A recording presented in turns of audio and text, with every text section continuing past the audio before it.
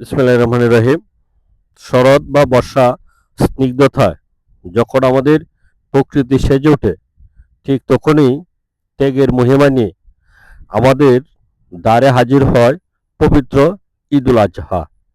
এই আনন্দ কেবল উদযাপনের নয়, এই আনন্দ নিজের ভেতরে অহংকার ও ক্ষুদ্রতাকে বিসর্জন দেওয়ার। আজকের এই শুভ দিনে আমি আপামর জনসাধারণকে জানাই হৃদয়ের গভীর থেকে ঈদ মুবারক। ঈদুল আজহা আমাদের মনে করিয়ে দেয় সেই মহান ত্যাগের কথা, যা হাজার বছর ধরে আমাদের বিশ্বাসের অবিচ্ছেদ্য অংশ। কুরবানি মানে কেবল পশু বিসর্জন নয়, কুরবানি হলো নিজের ভিতরে পশুত্বকে বিলিয়ে দিয়ে মহান সৃষ্টিকর্তার সন্তুষ্টি অর্জন করা।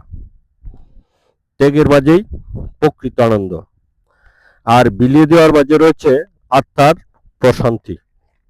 আসুন আমরা ঐক্যবদ্ধ হই, আমাদের কোরবানির অংশ যেন পৌঁছায় সেই সব মানুষের গড়ে যারা আজও দুবেলা পেট ভরে খেতে পারে না। তাদের মুখে হাসি ফোটানো হোক এবারের ঈদের সার্থকতা। ধর্ম, বর্ণ নির্বিশেষে আমরা একে অপরের প্রতি সৌহার্দ্যপূর্ণ ও ভ্রাতৃত্বের হাত বাড়িয়ে দিই।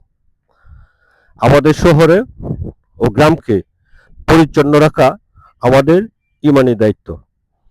এই ত্যাগের উৎসব যেন কোনোভাবেই আমাদের পরিবেশের ক্ষতির কারণ না হয়।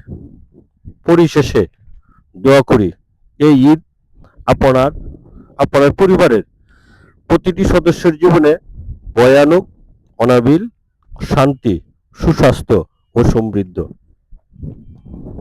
আমাদের এই প্রিয় মাতৃভূমি হয়ে উঠুক নিরাপদ, ভ্রাতৃত্বপূর্ণ। আপনাদের ঈদ হোক আনন্দময়, সার্থক ও নিরাপদ।